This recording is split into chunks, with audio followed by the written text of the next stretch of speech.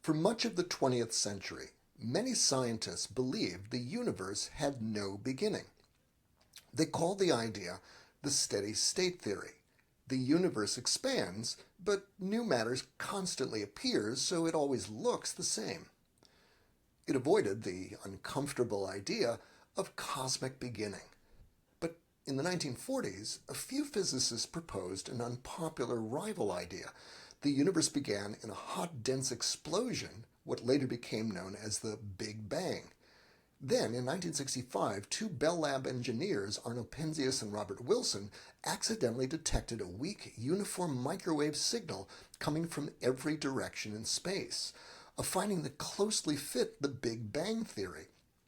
At first, many scientists strongly resisted the idea, but over time, multiple lines of evidence converged.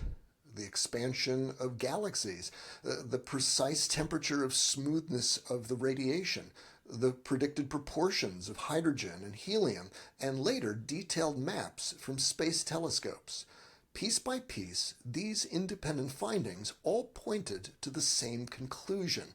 What Wilson and Penzias had discovered was smoking gun evidence that the universe really did begin. They eventually won the Nobel Prize for their discovery. The old widely accepted steady-state theory collapsed, not because it was foolish, but because it could no longer explain the growing body of evidence. Something that sounded metaphysical at first, the universe had a beginning, turned out to be the best scientific explanation of the evidence. Sometimes, a piece of puzzling, questionable physical evidence only reveals its force when it's tested from every angle. Could something like that exist for the resurrection? Hi, I'm Seth Freeman, and this is the Resurrection Now, one of the best evidenced events in history? In parts 1 and 2, we started to look at what we call the eight-legged tower, 8 separate mutually reinforcing lines of mostly new evidence for the resurrection. There, we looked at 6 legs of our 8-legged tower.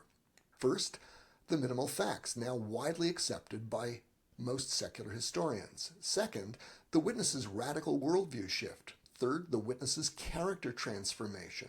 Fourth, the early creeds, ruling out legend. And fifth, embarrassing features in the written accounts. And sixth, the gospel's accuracy about small details. Now we turn to the 7th leg of the tower, a possible piece of physical evidence that has surprised scientists, historians, and skeptics alike. The Shroud of Turin. Could it be the actual burial shroud of Jesus Christ bearing a real image of his body? Wait. Seriously?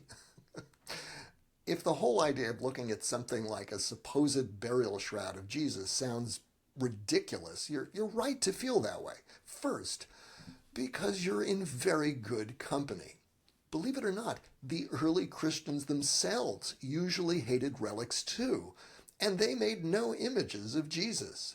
And Protestant leaders like John Calvin and Martin Luther shared their disdain for relics. And second, because relics are BS, right? There's a very good reason to say so. So let's see why. The Shroud of Turin is the supposed burial shroud of Jesus. It's a linen cloth about 14 feet long by 3 feet wide that bears a curious image on it. It seems to show the full frontal image and back image of a crucified dead Jewish man in his early 30s, as if it had been placed under his back, then over his head and onto the front side of his body. Here you see a more detailed image of the shroud. The image looks a bit like a scorch mark, though it's not the product of scorching. Those strange parallel lines and shapes, those are damage from a fire in 1532. As we said, there's reason to be skeptical about this artifact. First, as we said, it's a relic, and as you may well know, the medieval Catholic Church has a deservedly bad reputation about relics. There was actually a multi-million-dollar trade in fake relics at the time. Even church theologians knew these relics were fraudulent. Further, though the shroud is mentioned in the Gospels, no image is mentioned. Also, the early provenance, that is, the written record of the chain of ownership, is sketchy. And in 1389, French Bishop Darcy wrote a memo stating that he had discovered the fraud and how the said cloth had been cunningly painted, the truth being attested by the artist who had painted it, to wit, that it was a work of human skill and not miraculously wrought or bestowed. And finally, in 1988, 3 scientists announced that carbon dating tests they'd conducted showed that the shroud was created between 1260 and 1390 CE. Radiocarbon dating is generally one of archaeology's strongest tools, so the end. I mean, what else is there to say? When you've got evidence like that, there's really no need to go further, right? Except for one thing. Why does the shroud continue to be one of the most studied ancient artifacts of all time? Seriously, Google Scholar reports there are at least 14,200 published articles about the shroud, many of them peer-reviewed. And in just the last 5 years, over 2,900 scholarly papers have been published about it. That's more than 3 new scholarly papers every 2 days. Why? Didn't they get the memo? Well, the answer is because of this man, Secundo Pia. In 1898, he took the first photograph of the shroud. And of course, back then, cameras relied on film that you processed in a negative. And when Secundo Pia developed the negative, this is what he saw. A far more fully realized positive image that bore an uncanny resemblance to Jesus Christ, an image accurate to within the half millimeter. What he had discovered was that the shroud itself is actually a photographic negative, and since the negative of a negative is a positive, he was seeing for the first time ever a fully realized face that had been hiding there all along. Here is the full image of the shroud when seen the same way. Over time, scientists began to look at this positive image and go, what is this thing? And so began the scientific study of the shroud. Finally, in 1978, dozens of scientists from 20 of the world's top institutions, including Caltech, Jet Propulsion Laboratory, and Los Alamos, intensively studied the shroud around the clock for 5 days using over 80 truckloads of state-of-the-art scientific equipment. They called themselves the Shroud of Turin Research Project, or STURP. 3 years later, STURP issued its final report. Here's what they concluded. We can conclude for now that the shroud image is that of a real human form of a scourged, crucified man. It is not the product of an artist. They specifically ruled out painting, dyeing, scorching, heating, chemicals, rubbing, drawing, etching, daguerreotype, and camera obscura, among other human methods. The problem, they concluded, remains unsolved. Nevertheless, let's assume it is a medieval forgery and see if that reasonable hypothesis fits the evidence, because, after all, either it's a forgery, or the product of a natural process, or it's authentic. Now, maybe you can think of another theory. I can't, and in over 125 years of study, no one else has either. So the problem is really about deciding which of these 3 hypotheses is correct. Simple. If you understandably feel leery, though, about the shroud because you're uncomfortable with relics and idols, welcome. I know the feeling. I share it. Our goal is not to venerate the Shroud of Turin, but like the Dead Sea Scrolls, to treat it objectively as an artifact. Here, a possible piece of evidence worth considering as part of a singular historical case. Now remember, even without the shroud, there is already excellent warrant to believe in Christ's resurrection. We're exploring whether it adds to that case. So let's consider the lines of evidence. And there are about 60 lines of evidence, and of these, 1 line affirmatively supports a natural process. It's an intriguing study of mouse cadavers that were wrapped in linens, in some cases producing images that were not entirely unlike the shrouds. Pretty cool. Now, true, these images are quite different in many respects from the actual shroud, and in thousands of years, no actual cadaver wrapped in linen has ever been known to produce an image even remotely like the shrouds. Still, that's a line of evidence. 2 lines of evidence affirmatively support the forgery theory. And what do you know? We've already seen them. The first is our old friend, Bishop Darcy's and his memo. A couple of things to add. The good bishop said forgery was the product of painting, which the 1978 Stirp researchers ruled out. And we're not sure what artifact the good bishop was actually referring to, since there were several copies floating around at the time. Still, that's evidence supporting forgery. And of course, the most compelling evidence is that 1988 carbon dating study. We will definitely want to take that very seriously indeed, and we will. All the remaining lines of evidence affirmatively support the shroud's authenticity. Let's briefly review just 20 highlights of the lines of evidence for authenticity. We'll be doing so with the same spirit that scientists use to rigorously follow evidence in other realms. That spirit led to surprising discoveries that overturned long-held beliefs, such as Galileo's groundbreaking work supporting the Copernican model of the universe. So let's see what we know about this object. Could it turn out to be one of the most compelling pieces of evidence in our story? Speaking of science, we'll keep in mind as we go that science never relies on proof. As Albert Einstein said, no amount of experimentation can ever prove me right. Rather, we're asking what scientists do ask. Which explanation best fits the evidence we have now? The first line of evidence is three-dimensionality. Scientists studied the shroud using a VP8 image analyzer, imaging equipment NASA used to determine the elevation of features on the moon. They discovered that unlike any other human image, the shroud contains information that produces an uncanny three-dimensional image. No ordinary photograph of a person does this. This finding establishes it wrapped a real human body. We are looking at a crime scene.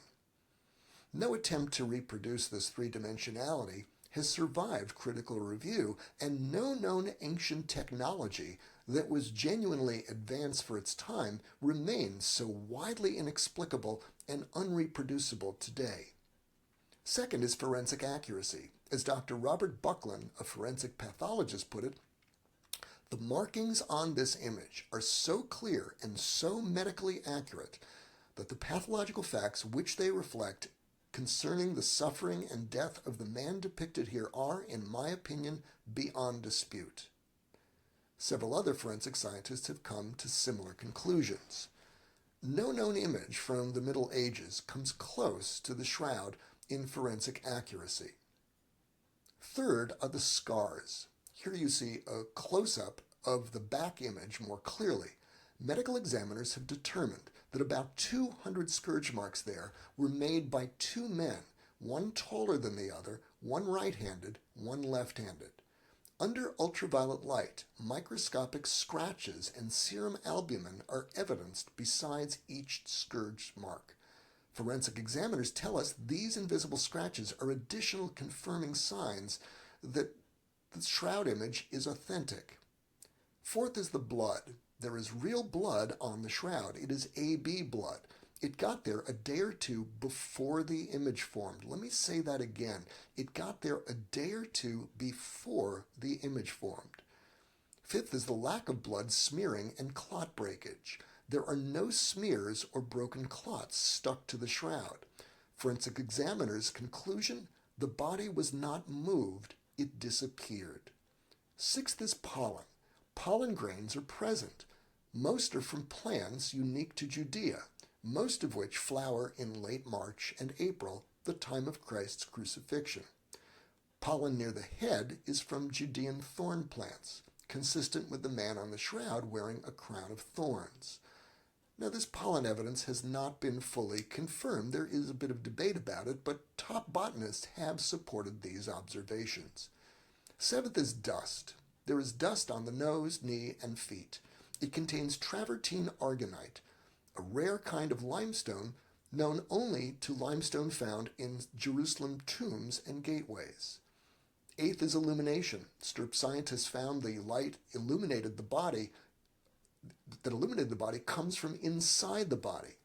This finding is consistent with gospel accounts of Jesus transfiguring into a being of light. Ninth is evidence of radiation. Experimental laser studies show that only intense brief bursts of radiation can replicate several key features of the shroud image. These and other tests suggest the shroud image is consistent with an extremely high-energy instantaneous burst on the order of several trillion watts of light radiation. This finding is consistent with gospel accounts of Jesus transfiguring into a being of light brighter than the sun. 10th is additional evidence of radiation. There is evidence the man's teeth and hand bones are visible in the image, which is consistent with radiation image formation. Radiation is the only hypothesis that accounts for all 17 observed image characteristics of the body, notes Dr. John Jackson, STIRP founder and particle physicist, and Dr. Keith Propp, another particle physicist. Not every scientist agrees with this conclusion. The point is that it is a serious, viable contender, and that other explanations for the image's formation have problems. 11th is the wrist. Unlike virtually every depiction of the crucified Jesus, the shroud shows nail wounds through the wrists. Forensic studies have found nailing the victim's wrists to the cross is far more consistent with what crucifixion required to support a man's weight. The nailing through the palms, which would be making the shroud forensically and historically accurate. When the gospel accounts refer to Christ being nailed through the hands, they use the Greek word that refers to any part of the forearm. The Romans abolished crucifixion by the 4th century CE, and its unlikely wrist nailing was widely known in medieval Europe, which is additional evidence that the shroud dates to the 1st to the 3rd century CE. 12th is the side wound. There is real red hemoglobin and clear albumin there, consistent with the gospel account that blood and water flowed from Christ's side as Christ speared side. A wound mark visible there matches the width and shape of a Roman spearhead, a weapon unknown to medieval Europe. 13th is the forensic chronology.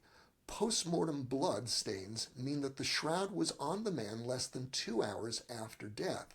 Clear signs of rigor mortis and the lack of putrefaction mean that the image was captured less than 60 hours after death. No other image of Christ depicts rigor mortis. 14th is blood chemistry. The blood stains contain high levels of creatine and ferritin enzymes, which only become evident due to intense pain and trauma. 15th is the failure to replicate the shroud. Dozens, perhaps hundreds, of modern attempts have been made to reproduce the shroud using a wide variety of methods. None has successfully replicated all its striking and unusual features, and no comparable image is known to exist anywhere in history. 16th is body position. Rigor mortis has caused the man's body to freeze in a bent position consistent with a man who died hanging on a cross. Few, if any, medieval artists ever imagined Christ's dead body as so bent in his tomb. A bent body position would be too subtle for most artists to convey in a top-down depiction like that of the shroud, or for anyone but a forensic examiner to notice. 17 is the head wounds. The wounds are forensically consistent with a crown of thorns. They match a cap-like crown typical of 1st century Judean kings and different from the ringed crowns typically seen in European depictions of Christ. 18 is incentives, an image that is shockingly naked, covered with hundreds of scourge marks bearing nail wounds in the wrists rather than the hands, and showing distinct Semitic features would have made a medieval forgery both controversial and difficult to sell. And creating and selling such an image after crucifying an actual medieval victim would have been a confession to a capital offense. 19 is that most details are only visible in a photographic negative no one would see until 1898. 20 is Jewish law observance. The shroud evidence Evidence is very clear observance of Jewish law with at least 13 special features, most of them obscure, like the fact that the linen has no knots in it and that the man is wearing a hair tail. A medieval European forger would likely not have known or cared about Jewish law. Which brings us to the carbon dating. What if the strongest argument against authenticity is not strong? That's coming up next in part 4. Expect surprising and widespread expert findings that may challenge how you see the shroud. We'll ask, what does the weight of evidence tell us? Expect a scientific and historical assessment grounded in deep research and serious surprises. Here's an afterword, a brief story. Daryl Davis, a black musician and devout Christian, spent decades befriending members of the Ku Klux Klan, not with anger, but with grace rooted in his faith. Raised in the African Methodist and Episcopal Church, Davis internalized the Christ message to love your enemies and see all people as redeemable. That conviction led him to sit down with Klan leaders, listen to them, and gently challenge their hatred. Over time, more than 200 Klansmen left the Klan, many handing Davis their robes in repentance. Davis never shouted, threatened, or condemned. He simply embodied the radical love and dignity modeled by Christ. He believed change came not from defeating people, but from reaching their hearts. In interviews, Davis credits his Christian upbringing for his courage and compassion, saying, "I'm a Christian. I'm supposed to love my enemy." His story is a living testament to the power of Christ-centered reconciliation.